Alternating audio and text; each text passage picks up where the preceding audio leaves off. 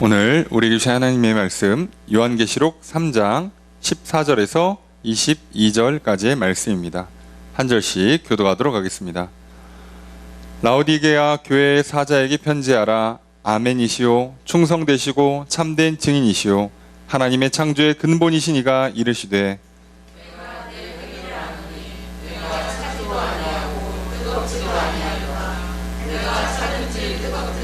이를 원하노라. 내가 이같이 미지근하여 뜨겁지도 아니하고 차지도 아니하니 내 입에서 너를 토하여 버리리라.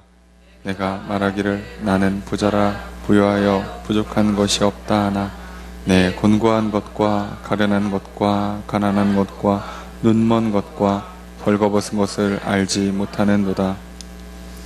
내가 너를 권하노니 내게서 불로 연단한 금을 사서 부요하게 하고 흰 옷을 사서 입어 벌거벗은 수치를 보이지 않게 하고 안약을 사서 눈에 발라 보이게 하라. 물은 내가 사랑하는 자를 책망하여 징계하노니 그러므로 내가 열심을 내라 회개하라. 볼지어다 내가 문 밖에 서서 두드리노니 누구든지 내 음성을 듣고 문을 열면 내가 그에게로 들어가 그와 더불어 먹고 그는 나와 더불어 먹으리라. 이기는 그에게는 내가 내 보좌에 함께 앉게 하여 주기를 내가 이기고 아버지 보좌에 함께 앉은 것과 같이 하리라. 함께 읽습니다. 귀 있는 자는 성령이 교회들에게 하시는 말씀을 들을지어다. 아멘. 자리에 앉으시기 바랍니다. 할렐루야. 거룩한 주일 주님 전에 나와 예배드리시는 성도님들을 주님의 이름으로 환영합니다. 우리 앞에 있는 분들과 사랑의 유자를 나누겠습니다. 인사합시다. 사랑합니다. 축복합니다. 이 시간 주 앞에 나와 예배드리시는 성도님들에게 주님의 크신 은혜가 함께 있기를 주의 이름으로 축복합니다. 우리는 주일 낮 예배 시간에 요한계시록 말씀을 살펴보고 있습니다. 특별히 요한계시록 2장과 3장에는 사도 요한이 환상 가운데 그리스도께서 7교회에 보내는 편지를 대신 이렇게 적어서 전해주고 있습니다. 그래서 우리는 보통 요한계시록 2장, 3장의 내용을 소아시아 지역에 있는 7교회에 보내는 편지로 알고 있습니다. 당연히 이 편지를 쓰는 분은 그리스도이십니다. 예수 그리스도께서 각 교회들에게 편지를 써서 말씀을 전하고 계세요. 거기에는 칭찬도 있고 책망도 있고 격려도 있습니다. 각각의 교회들의 처한 상황에 따라서 그리스도께서 나타나시는 모습도 다 교회마다 다르게 그 교회의 상황에 맞게 나타나시고요. 또 그들의 사정을 아시기에 또 칭찬하시고 또 격려해 주시고 또 그들의 연약함과 또 실수와 잘못들을 아시기에 책망하시고 그거에 대한 해결책도 주시고 그리고 끝까지 이겨서 승리하는 자에게 상을 주시겠다는 약속도 해주십니다. 우리가 이제 오늘 이제 말씀을 통해서 마지막 7번째 교회를 살펴보게 되는데 각 교회들에 보면 보통은 칭찬도 있고 책망도 있어요. 그런데 저희가 이제 본 것처럼 서머나 교회랑 지난주에 봤던 빌라델비아 교회는 책망이 아예 없습니다. 그러니까 칭찬만 있어요. 우린 지난 시간에 이 빌라델비아 교회를 통해서 어떻게 교회에 칭찬만 있을 수 있는가, 책망이 없고 봤더니 이 빌라델비아 교회가 어떻게 보면 가장 모범적인 교회라고 할 수 있어요. 지역도 작고 교회도 작고 어떻게 보면 거기에서는 신앙생활을 하기에 좋은 환경조차도 아니에요. 우상 숭배가, 황제 숭배가 만연한 도시에서 물론 엄청나게 큰 핍박이 있지는 않았어요. 그래도 쉽지 않은 상황에서 또 교인이 많지도 않고 그 교회에 어떤 대단한 지도력 있는 목회자가 와서 사역을 한다거나 엄청난 은사가 나타나서 병이 고쳐지고 환상이 나타나고 기적이 일어나는 그런 거 전혀 없고 그런 거 아무것도 없어요. 예수 믿고 나서 특별히 변한 게 거의 없어. 우리가 보통 얘기할 때 복이나 기적이 별로 없어요. 그래서 보통 말하는 것처럼 적은 능력, 하나님의 말씀의 능력 자체가 많이 나타나지 않았어요. 그런데도 이들은 믿음을 지켰습니다. 이들이 이렇게 좋지 않은 상황과 환경 가운데에서도 끝까지 믿음을 지킨 거 보니까 저 사람들은 뭔가 환경이 안 좋아도 그걸 이길 만큼 강력한 어떤 체험, 하나님의 엄청난 복과 기적이 넘쳤나 보다 라고 생각할 수 있어요. 그런데 전혀 그렇지 않았습니다. 빌라델피아 교회는 적은 능력으로 믿음을 지켰다고요. 그래서 이들을 향해서 뭐라고 칭찬하십니까? 너희들에게 그 거룩하고 진실하시고 다윗의 열쇠를 가지신 이로 나타나셔서 너희들이 정말 거룩한 행실로 살고 있고 진실하게 살고 있음을 알고, 그래서 너희들에게 내가 천국의 열쇠를 주는 것처럼, 그래서 문을 열어두겠다고 말씀하세요. 앞으로 너희에게 구원의 문을, 천국의 문을, 축복의 문을 열어주겠다고 약속하시는 거예요. 그리고 그들에게 하나님 나라의 기둥이 되게 하시겠다고 약속하십니다. 우리가 하나님 나라에 쓰임받는 건 대단한 육체적인 어떤 재능이나 또는 주변의 좋은 상황이나 환경이나 또는 뭐 뛰어난 머리나 강한 의지가 필요한 게 아니고요. 하나님을 향한 믿음, 하나님께서 주시는 참된 믿음을 갖고 있을 때 그때 하나님 나라의 큰 기둥으로 쓰임받는 거고요. 그때 우리 인생에 진짜 생명의 문이, 축복의 문이 열리는 겁니다. 빌라델비아 교회는 참 바람직한 모범적인 교회예요. 참 이런 좋은 교회의 이야기를 듣고 우리는 오늘 본문에 칭찬이 하나도 없는 교회를 하나 마주하게 됩니다. 사실 7교회 중에는 유일하게 칭찬이 전혀 없는 교회, 오직 책망만 있는 교회입니다. 라오디게아 교회가 그런데요. 그럼 우리는 또 생각할 때, 야, 라오디게아 교회는 그럴 만한 사정이 있나 보다. 아유, 교회가 뭐가 좀 문제가 있었나 보다. 어려운가 보다. 아니요. 7교회 중에는 가장 박해도 없고 가장 재정적으로도 부유하고 상황은 가장 좋은 교회예요. 그런데 믿음 상태는 가장 나쁩니다. 사실 서문학교회 같은 경우만 봐도요, 상황은 굉장히 안 좋았어요. 거기는 뭐 핍박이 난무하는, 그죠? 그 교회의 지도자가 잡혀서 죽기까지 하는 그런 정도의 상황인데도요, 예, 책망이 없어요. 그에 비해서 여기는요, 핍박이 전혀 없는 교회였습니다. 근데 칭찬이 없어요. 그래서 우리는 늘 말씀드립니다만, 하나님과 우리 사이의 관계는 영적인 문제, 우리 영혼의 문제이기 때문에 물질은요, 사실 거의 상관이 없다고 봐도 돼요. 아주 뭐 약간의 영향, 좋으면 좀 더 좋고 없으면 좀 아쉬운 것 정도지 영향을 끼치는 수준이 아니에요. 오늘 우리는 말씀을 통해서 왜 이렇게 라오디게아 교회는 왜 칭찬이 없을까? 도대체 뭐가 문제였을까? 아니, 지난 시간에 본 이 빌라델비아 교회 그렇게 제대로 잘했다면 왜 라오디게아 교회는 못하는 걸까? 우리 오늘 말씀을 통해 살펴보려고 합니다. 그리고 이런 모습들이요, 오늘 우리에게 어찌 보면 가장 흔하게 나타날 수 있는 모습이에요. 오늘날 우리의 상황에서, 오늘날 대한민국의 현실에서 가장 쉽게 실수할 수 있는 모양이 바로 라오디게아 교회의 상황이 되는 겁니다. 그래서 오늘 우리는 말씀을 통해 우리가 어쩜 이러고 있지 않은가 자신을 돌아보고, 우리의 교회가 자칫하면 이렇게 되지 않을까 돌아보는 시간을 삼고요. 오늘 말씀을 통해서 하나님께 주시는 해법, 그리고 격려와 약속의 말씀을 듣고 또 그 말씀을 따라 살아감으로 말미암아 또 하나님이 주시는 놀라운 구원과 생명과 복된 은혜들을 받아 누리며 또 이 한 주를 시작하려 합니다. 말씀을 먼저 살펴보도록 할 텐데요. 먼저 14절 말씀 함께 읽겠습니다. 시작.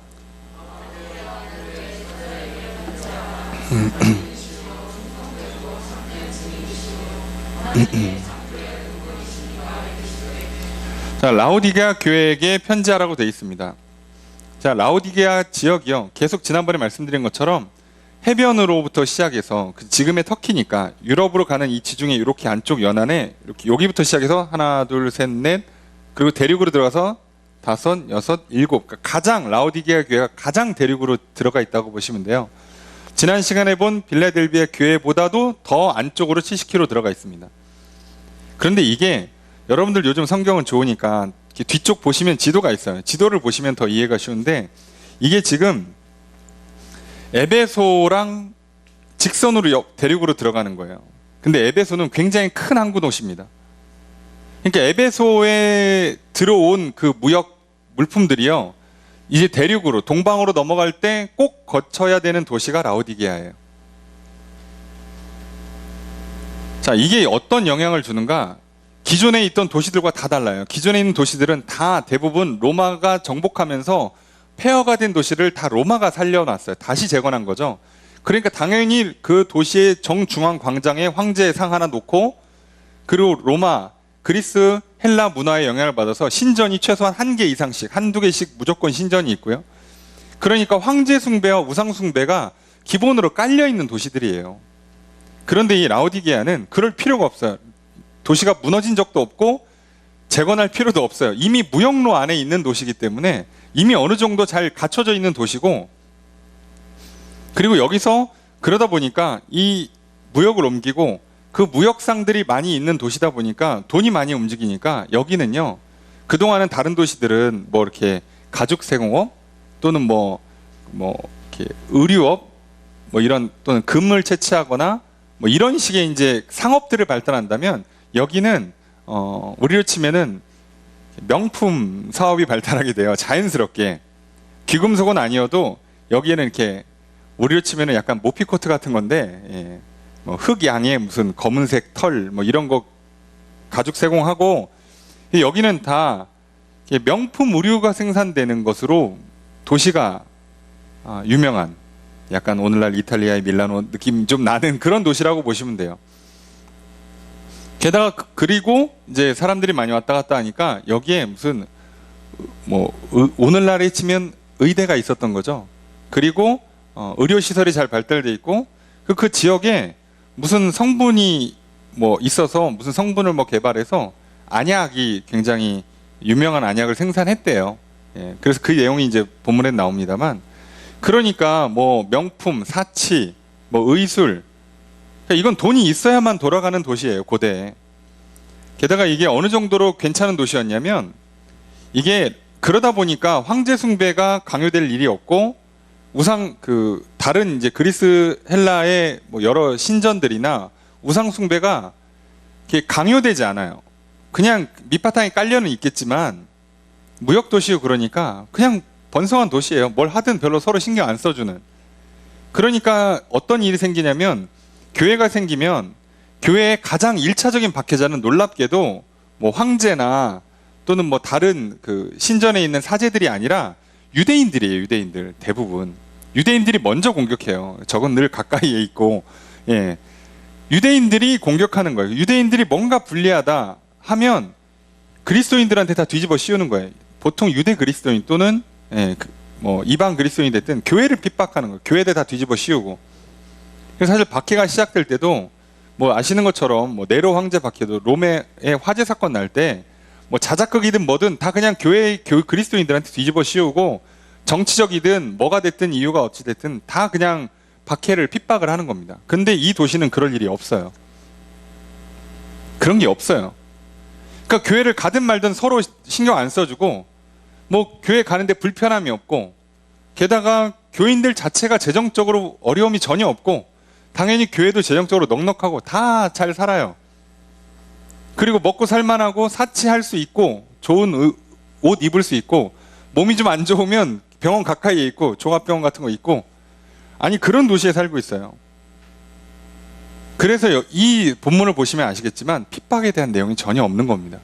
전혀 언급 자체가 안 나오는 이유가 그거예요.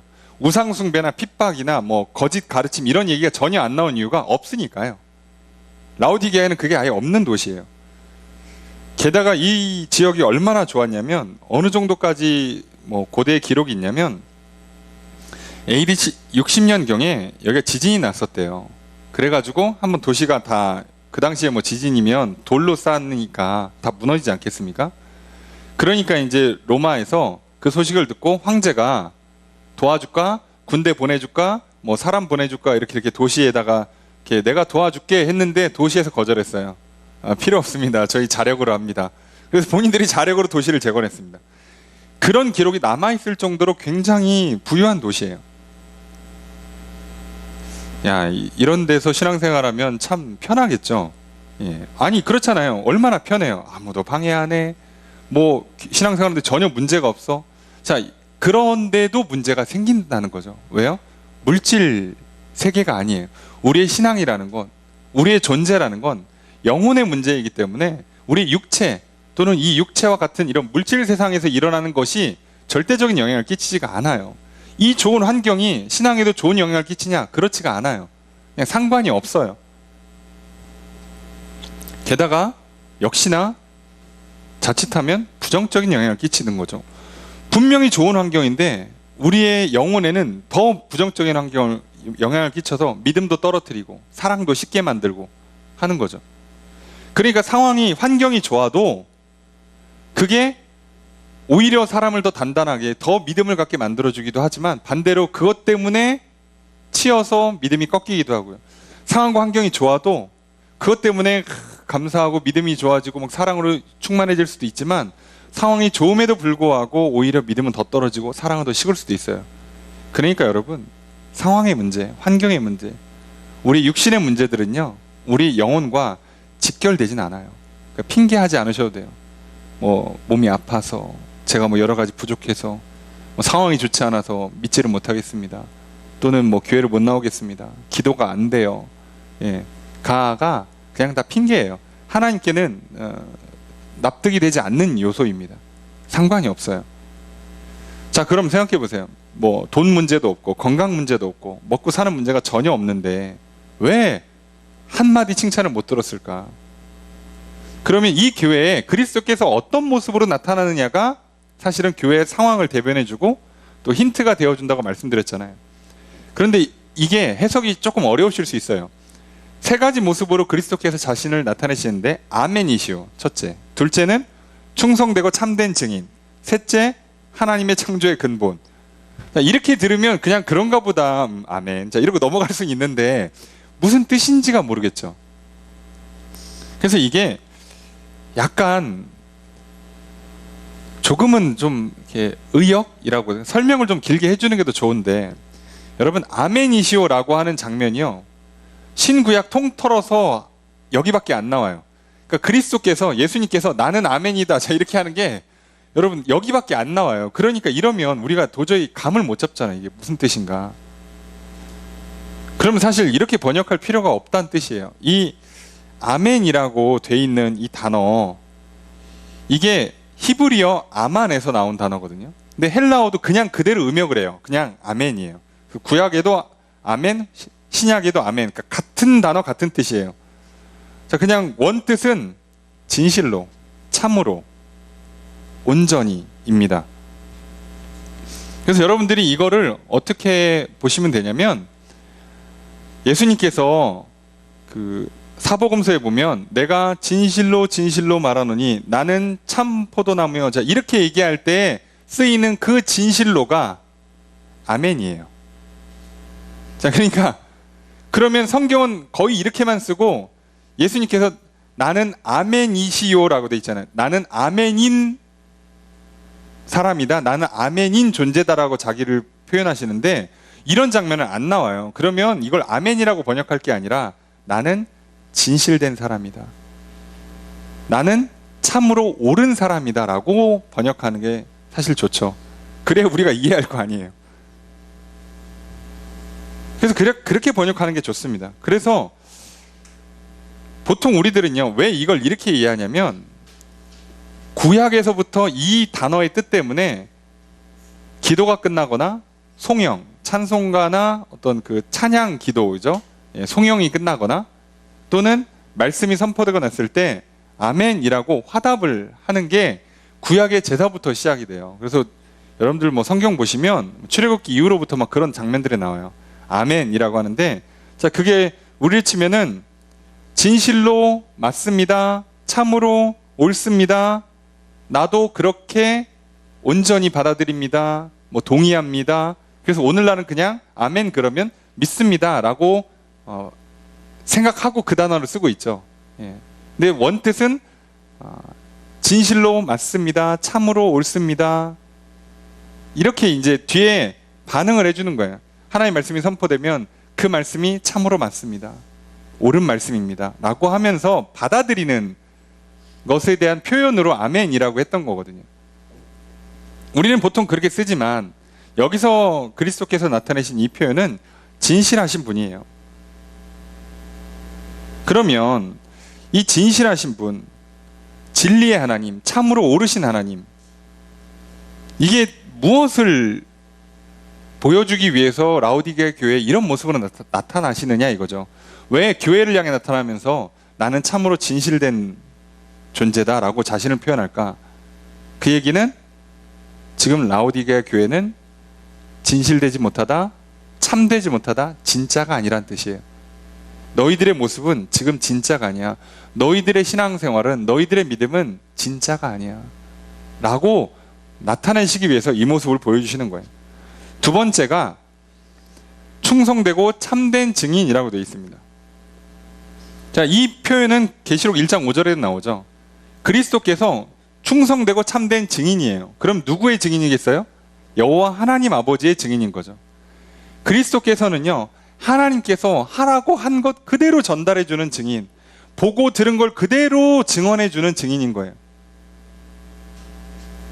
그래서 게다가 충성스럽게, 그리고 참되게 본 것 그대로 전해주고 거기에 거짓 없이 가감 없이 한다는 거죠.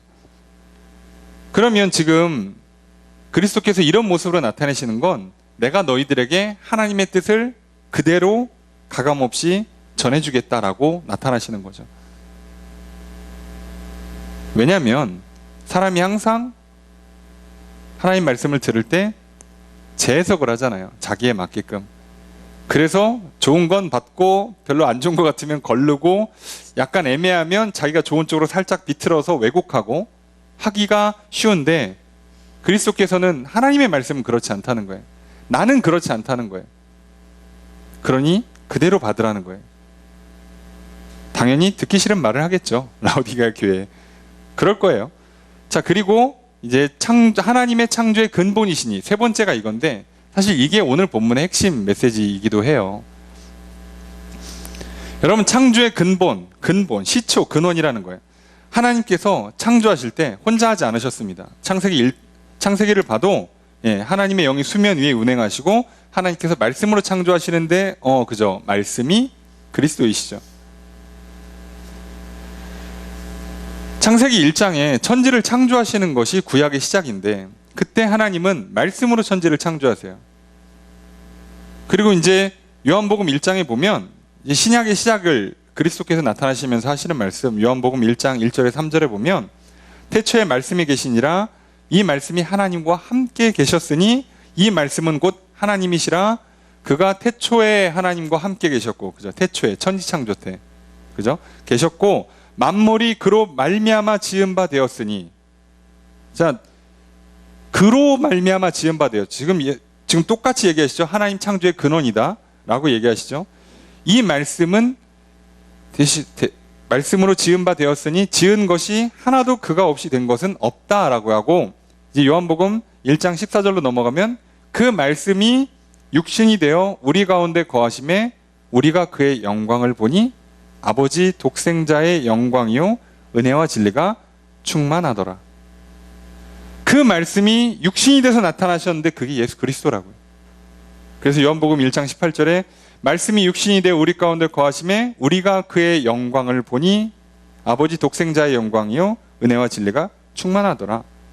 그러니까 말씀이 육신이 돼서 오신 거예요, 진짜로. 그러니 오늘 우리가 보고 있는 그리스도는 단순히 그냥 인간의 몸을 띠고 왔으니까 그런 게 아니라 영적으로는 말씀이신 존재고, 그 말씀은 하나님과 함께 하셨고 그 말씀이 천주 창조할 때부터 하셨어요. 이게 왜 중요하냐면, 여러분, 하나님께서 천지를 창조하실 때 손으로 하시는 게 아니라 말씀으로 하신다고요. 근데 그 말씀이 그리스도세요. 그 말씀이 이 땅에 오셨더니 그리스도가 되셨어요. 그러면 그리스도의 말씀은 기본적으로 어떤 속성을 갖고 있냐면 창조의 능력을 갖고 있다고요. 그럼 생각해 보세요. 우리 영혼 안에 죄로 더럽혀졌어요. 망가졌어요. 이거 다시 재창조해야 돼요. 그럼 이 재창조할 수 있는 능력이 어디에만 있는 거예요? 하나님께만 있고, 실제로 그 능력은 하나님의 말씀으로 구현된다고요. 예수 그리스도를 통해서만 구현되는 거라고요. 그럼 이 얘기를 왜 하실까?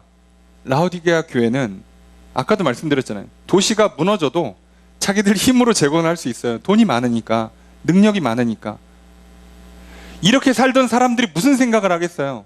살다가 문제가 생겨. 그럼 하나님의 말씀으로 내 삶이 다시 재건된다? 하나님 말씀대로 살아야 다시 건강의 문제, 관계의 문제, 진로의 문제, 인생의 문제들 해결되고 복을 받고 마음의 평안을 누리고 행복한 인생을 산다라고 생각하는 게 아니라 내가 좀 더 돈을 벌고 좀 더 돈을 쓰고 좀 더 지혜를 모으고 힘을 내면 된다라는 생각을 하게 되는 거죠. 여기서 문제가 시작되는 거예요. 그래서 지금 그리스도께서 내가 창조의 근본이다라고 말씀하시는 거예요. 그러니까 내가 하지 않으면 너희들은 못한다는 거예요.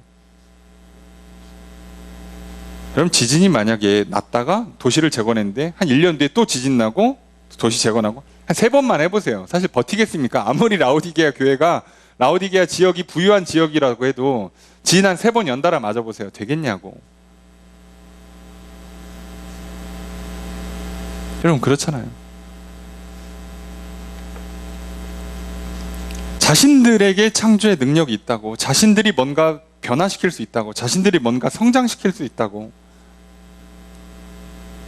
그 잘못된 생각, 잘못된 믿음 때문에 하나님만이 하실 수 있는 걸, 하나님으로부터만 가능한 것들에 대한 기대를 걸지 않고 당연히 기도하지 않고 믿지 않고 따르지 않는 문제가 라오디게아 교회의 근본적인 문제입니다.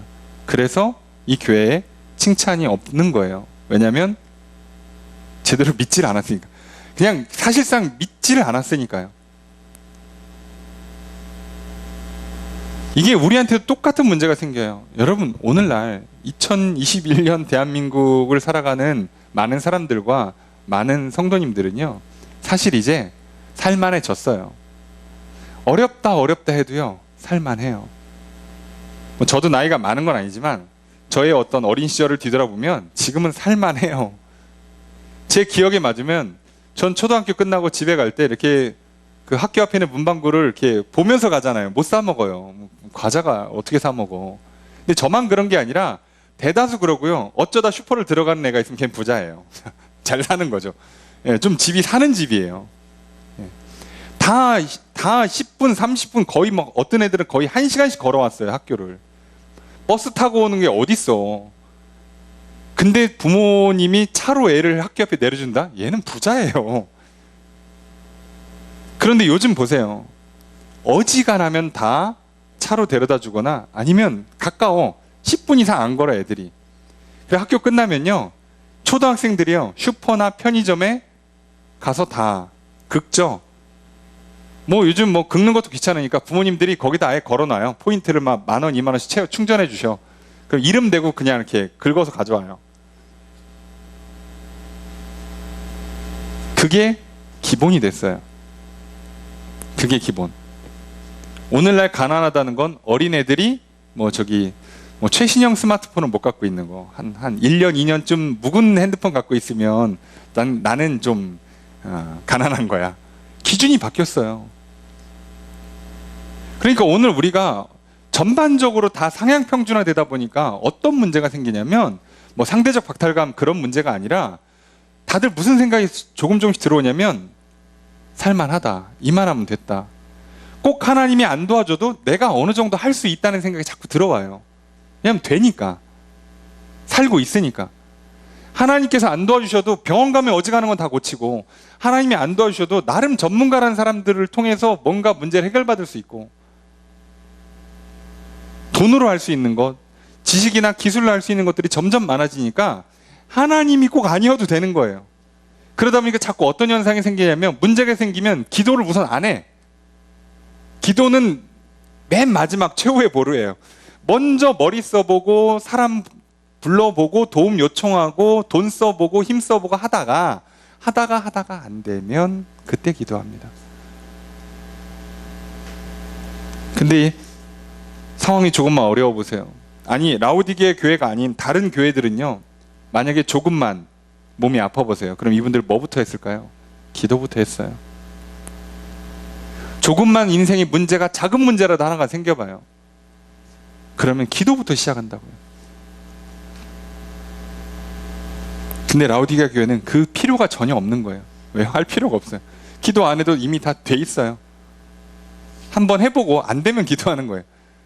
이게 얼마나 심각한 문제를 야기하는지 우리가 보셔야 돼요. 오늘 우리도 마찬가지예요.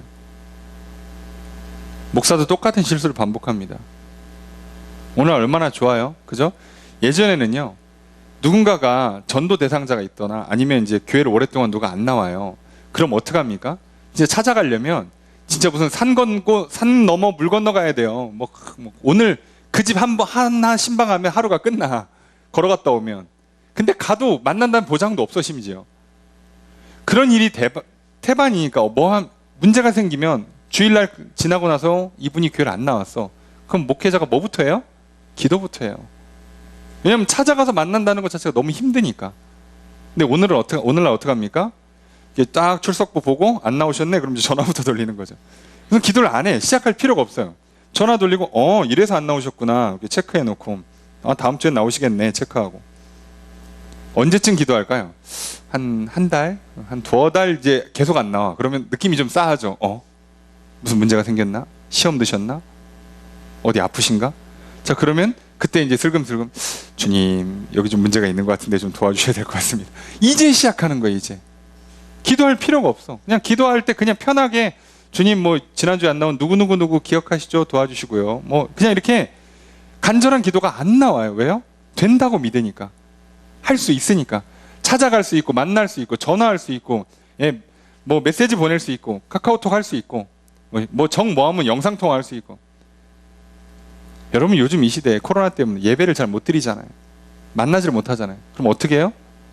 간절히 기도합니까? 주님, 저 영혼 살려주십시오. 있는 자리에서 막 눈물로 기도합니까? 아니요. 이렇게 라이브 송출하면서 그냥 서로 얼굴 보고 예배 드린 걸로 치고 예배 시간을 못 드리면 한 시간 뒤에 다시 이렇게 일어나서 TV 켜고 그걸로 된다고 생각을 하잖아요. 되지 않아요. 코로나를 거치면서 아마 한국교회에 많은 변화가 있을 건데 그 중에 하나가 자칫하면 우리가 갖고 있는 어떤 다양한 기술적인 방법으로 예배를 대체할 수 있거나 또는 우리의 신앙에 문제가 생기지 않게 만들 수 있다는 잘못된 생각과 잘못된 믿음이 들어갈 수 있어요. 이게 문제인 거예요. 다른 게 문제가 아니라.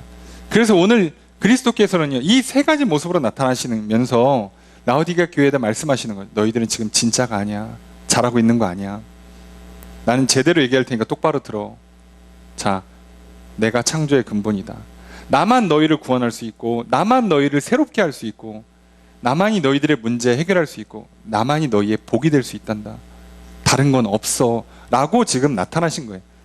자, 그분이 나타나셔서 뭐라고 말씀하시는가? 그게 15절이죠. 함께 읽겠습니다. 시작.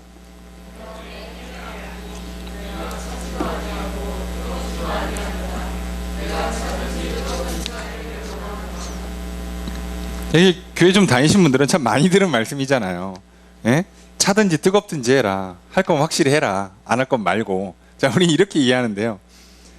예수님께서 그 얘기를 하시는 게 아니라 여기서 차갑거나 뜨겁거나 하라는 얘기가 하려면 하고 말려면 말아라. 믿으려면 믿고 안 믿을 거면 안 믿지. 그렇게 믿음 생활하냐? 자, 이 뜻은 아니에요. 여러분 예수님께서 그렇게 믿으려면 믿고 안 믿을 건 말어. 이렇게 하시는 분이 아니라 기본적으로 믿으라고 하시는 분이잖아요. 그것만이 살 길이니까. 근데 믿을 때 차갑거나 뜨겁거나의 문제를 왜 얘기하냐면 16절에 보면 미지근해서 토하겠다라고 말씀하시잖아요. 미적지근하게 신앙생활하면 하나님도 버려. 자, 이 얘기가 아니에요. 그러니까 이거를 자꾸 인간적으로 해석해서 하시면 안 되는데 이게 배경은 우선 있어요. 라오디게아 북쪽 한 11km 떨어진데 헤이라폴리스라는 도시에는 온천이 나온대요. 그러니까 사람들이 여기 가서 피로도 풀고 병도 고치고 해요. 자, 게다가 동쪽으로 16km 떨어진 지역은 골로새예요. 우리가 알고 있는 바로 그 골로새. 거기에는 차가운 지하수가 나와요. 여기 사람들이 말 그대로 생수 또는 물을 마시는 거죠. 그러니까 뜨거운 온천수는 병을 고치거나 피로를 회복하게 만들어주고 차가운 물은 갈증을 해소하게 해주는데 만약에 이 둘을 섞어버려서 미지근한 온천수를 만들면 못 마셔요. 그죠? 아시죠? 예, 약간 계란, 예, 썩은 향이 나는, 예, 미지근한 물은 사람이 먹을 수가 없죠. 못 먹는 거예요. 그럼 왜 이들의 모습을 이렇게 지적하는 거예요? 아니, 너네가 뭐 병을 고치는 쪽으로 가든, 병을 고칠 수 있도록 뭔가 피로 회복을 하든가, 뭔가 마실 수 있게 시원하게 하든가, 뭐를 확실히 제대로 하라는 거예요.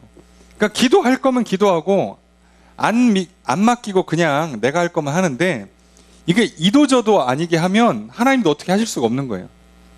말 그대로 지금 이 사람이 기도를 하는 거냐? 아닌 것 같은데 그럼 기도를 전혀 안 하냐? 또 그것도 아니에요.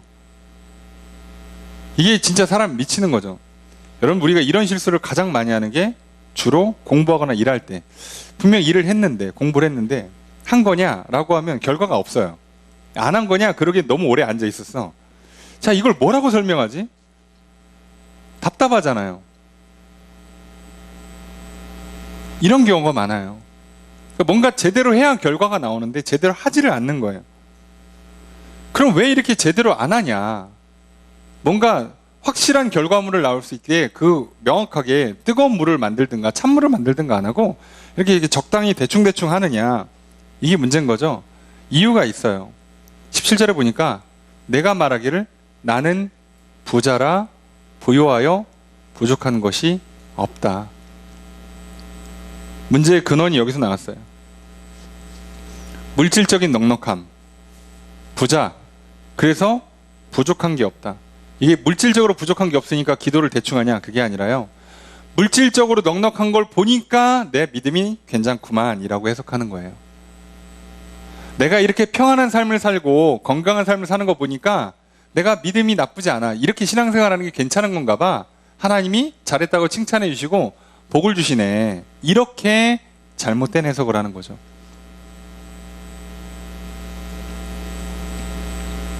그래서 지금 그리스도께서 이들에게 뭐라고 말씀하시느냐? 그렇게 말하지만 내 곤고한 것과 가련한 것과 가난한 것과 눈먼 것과 벌거벗은 것을 알지 못한다. 그러나 너의 영혼의 실상은 곤고하다. 괴롭다는 뜻이에요. 가련하다. 불쌍하다는 뜻이죠. 가난하다. 진짜로 영적으로 가난한 거예요. 영혼에 믿음이 없어요. 영혼에 사랑이 없어요. 평안이 없죠. 그리고 눈 멀었다. 지금 영적인 눈이 뜨려져서 제대로 하나님의 말씀을 보지 못하고 그리스도를 보지 못하고 하나님을 인지하지를 못해요. 벌거벗었다. 자, 이게 영적으로 벌거벗었다는 것은 이제 거룩한 삶을 살지 못한다는 얘기죠. 뒤에도 나옵니다만 흰 옷을 입지 못하고 있는 거룩한 삶을 못 살아요. 니네 실제로는 그게 아니라는 거예요. 근데 그냥 제적 부자니까 먹고 사는 게 괜찮으니까 이게 하나님께서 내가 믿음이 좋다고 인정해 주시고 상을 주고 복을 주는 거라고 자꾸 생각하는데 그게 아니라는 거예요. 그래서 해결책을 주시는데 그게 18절이죠. 함께 읽겠습니다. 시작.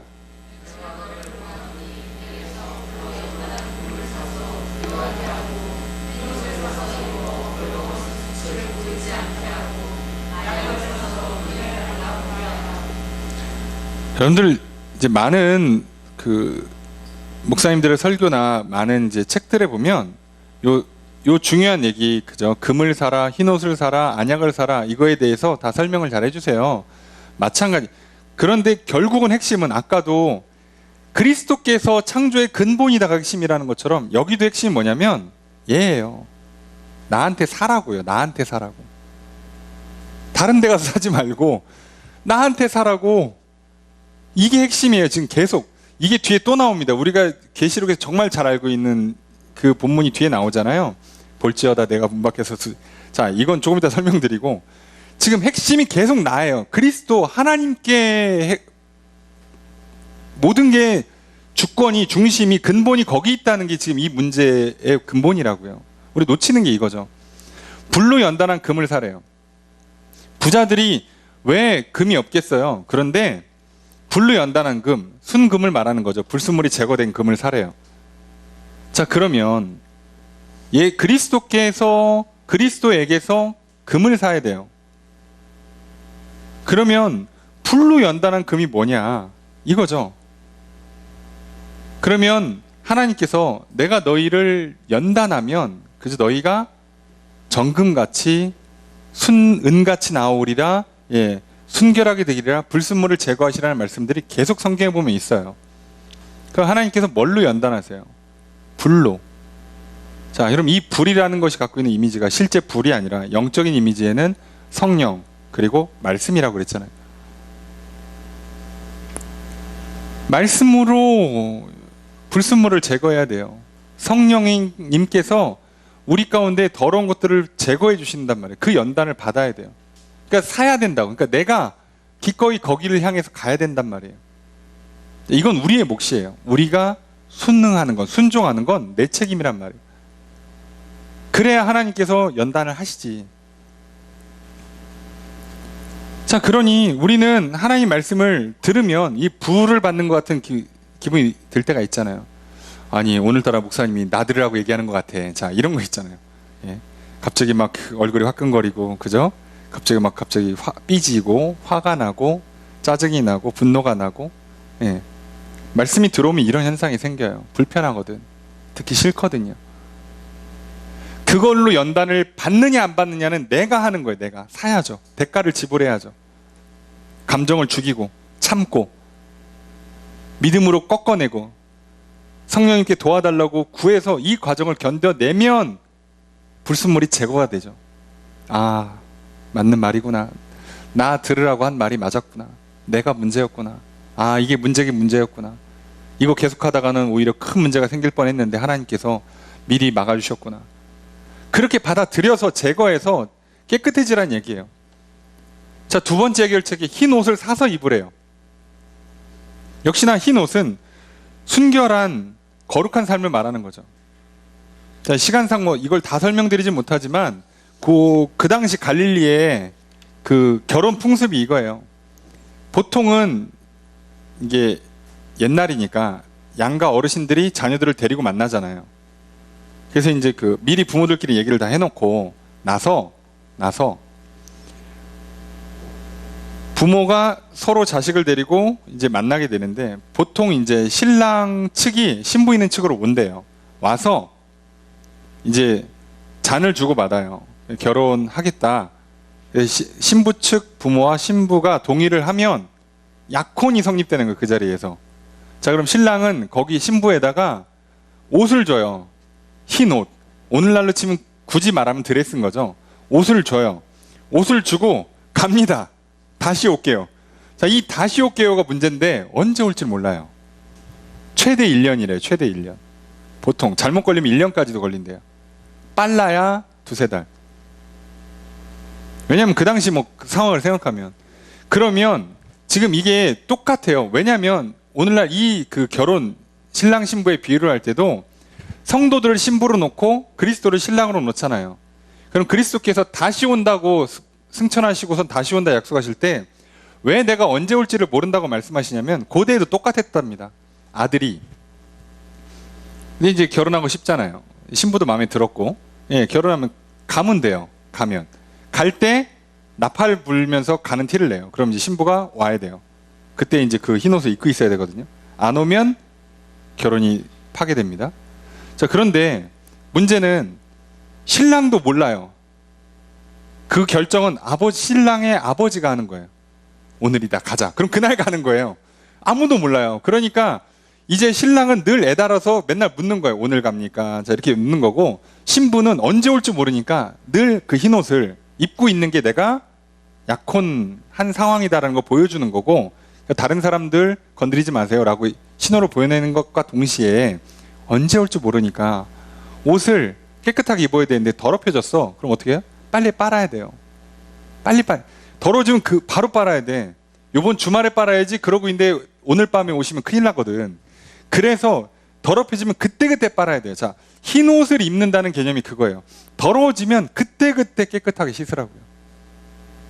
회개를 내일 하는 거 아니에요. 다음 주에 바꾸자. 아, 요번 주는 바쁘니까 이거 말씀대로 힘들어. 다음 주에 하자. 여러분, 한국에서 가장 심각한 문제 고3 끝나고요. 자, 취업하고요. 결혼하고 나서 하겠습니다. 못해요. 그렇게 하는 거 아니라니까요. 지금 해야 돼요, 지금. 그래서 하나님께서 그리스도께서 말씀하시는 거예요. 지금 문제가 있다면, 더럽혀진 게 발견되면 빨리빨리 하라는 거예요. 자, 세 번째 해결책, 안약을 사서 바르래요. 자, 이 당시에 뭐 의술이 발달돼서 예? 뭐 안약이 있었다라는, 뭐 그 지역의 안약이 뭐 특산물이라고 얘기도 하지만 그걸 들어서 굳이 쓰는 거예요. 자, 안약을 바르면 눈이 아파서 잘 못 보던 게 제대로 눈이 떠져서 잘 볼 수 있게 되겠죠. 그러면 제대로 본다는 게 뭘까? 그 안약이라는 게 뭘까? 자, 사람들이 그 안약을 사서 바르면 어떻게 해야 돼요? 라고 얘기하는데요. 그럼 그리스도께서 내게서 사서 안약을 눈에 발라야 되잖아요. 뭘 사서 바르라는 거냐? 우린 대충 정답을 알고 있죠. 다 말씀이라는 거. 근데 마태복음 13장 10절 이하에 이렇게 써 있습니다. 제자들이 예수께 나와 이르되 어찌하여 그들에게 비유로 말씀하시나이까? 대답하여 이르시되 천국의 비밀을 아는 것이 너희에게는 허락되었으나 그들에게는 아니 되었나니 무릇 있는 자는 받아 넉넉하게 되고 없는 자는 그 있는 것도 빼앗기리라. 그러므로 내가 그들에게 비유로 말하는 것은 그들이 보아도 보지 못하며 들어도 듣지 못하며 깨닫지 못함이니라 에요. 그래서 14절에 이사야의 예언이 그들에게 이루어졌을 때 일렀을 때 너희가 듣기는 들어도 깨닫지 못할 것이요 보기는 보아도 알지 못하리라. 15절 이 백성이 마음이 완악하여져서 그 귀는 듣기에 둔하고 눈은 감았으니 이는 눈으로 보고 귀를 듣고 마음으로 깨달아 돌이켜 내게 고침을 받을까 두려워하였느니라. 16절 그러나 너희의 눈은 봄으로 너희의 귀는 들음으로 복이 있도다. 예요. 그래 결국은 뭘 보는 거예요? 그리스도를, 그리스도의 말씀을. 안약을 사서 바르라고 써 있지만 결국은 그리스도를 보란 얘기예요. 그리스도의 말씀을 들으란 얘기예요. 그러니까 결국 해결책이 뭐예요? 또 말씀을 들어라, 그리스도를 영접해라. 해결책이 항상 그거죠. 왜요? 그분이 창조의 능력을 갖고 있으니까. 그분의 말씀이 살아 움직이는 활력이 있으니까요. 그걸 받아들이지 않으면 우리가 아무리 좋은 조건이나 능력을 갖고 있어도 못한다고요. 그래서 19절 말씀에 보면 내가 사랑하는 자를 책망하여 징계하노니. 자, 책망은 사랑하는 자들에게 하는 거예요. 징계도 마찬가지고. 자, 이 사랑이 언제 끝나냐? 심판 날 끝나는 거예요. 그래서 제가 여러 번 말씀드리지만 아직 살아계시면 하나님 우리를 사랑하시는 겁니다. 예, 그냥 뭐 어렵게 해석하지 마시고, 아, 나 건강에 문제가 있어요. 하나님한테 벌 받았나 봐. 예, 벌 받은 건 맞을 수 있는데요. 사랑하시는 겁니다. 예. 그래서 뭐라고 얘기하시냐? 그러므로 내가 열심을 내라, 회개하라. 열심히 해야 돼요. 이 문제를 내가 열심히 해서 푸는 게 아니라 열심히 뭐 하라고요? 열심히 그리스도에게서 금 사고 흰옷 사고 안약 사라고요. 말씀 듣고 받아들이라고요. 자, 이거에 대한 얘기를 다른 이미지로 하나 또 설명하는 게 우리가 그 유명한 바로 이 구절이에요. 20절 함께 읽겠습니다. 시작.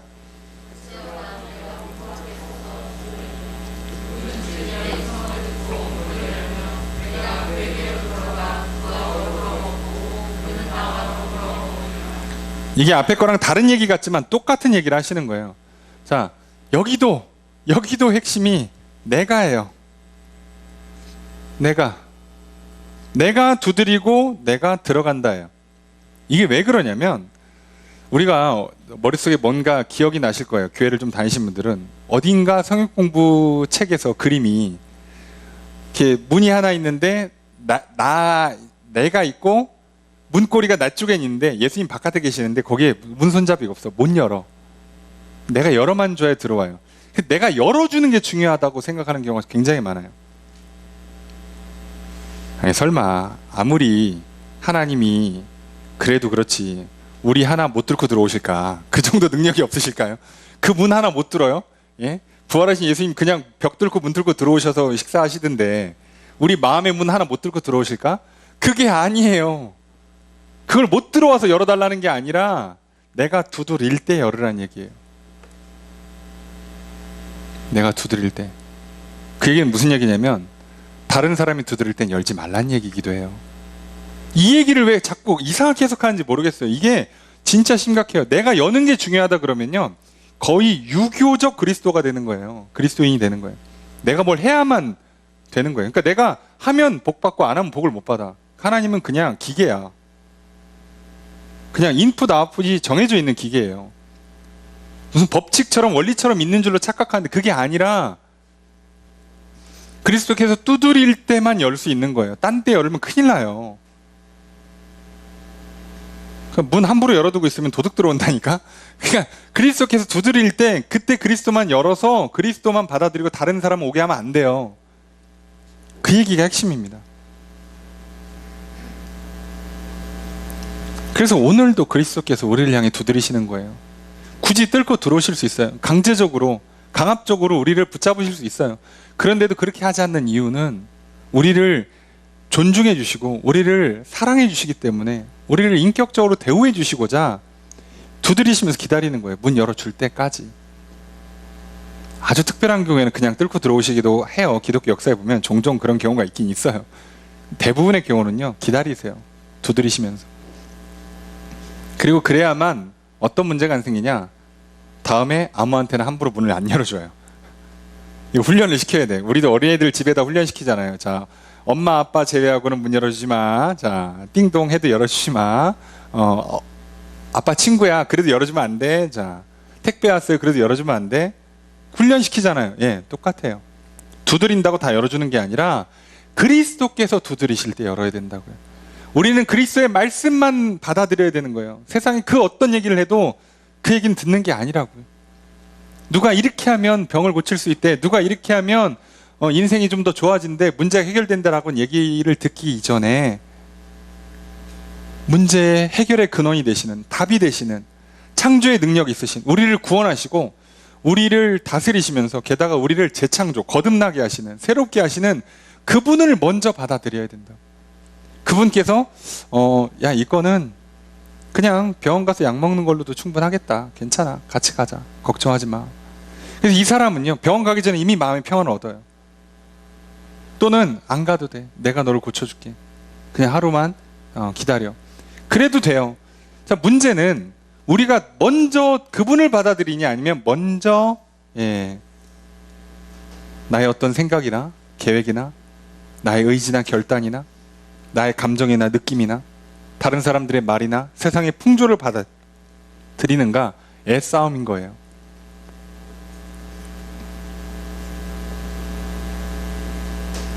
우리에게 진짜 무서운 일이 뭐냐면, 하나님께서 나에게 찾아와서 두드리시지 않는 거예요.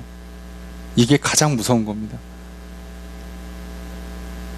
그럼에도 불구하고 참 감사하게도 그분은 절대 먼저 이걸 멈추지 않으세요. 참 우리를 사랑하시고 끝까지 참아주시고 인내하시기 때문에 계속 두드리세요. 그럼 라오디게아 교회의 문제는 뭐예요? 처음엔 어떤 연유인 간에 잘 열었어. 그리스도를 잘 받아들였는데 시간이 지나니까 그냥 문을 활짝 열어놓은 거죠. 좋다. 뭐 문제가 안 생기니까. 이게 지금 하나님 말씀인지 뭐 내 생각인지 옆에서 뭐 우상 숭배하는 사람들이 말하는 뭐 거짓된 가르침인지 아니면 뭐 세상 풍조인지 몰라. 그냥 아무 문제가 안 생기니까, 먹고 사는데 지장이 없으니까 그냥 좋구나. 그럼 우리는 뭐 해야 돼요? 똑똑 두드리는 소리를 들을 때 이게 누가 두드리는 건지를 꼭 분별하셔야 된다고.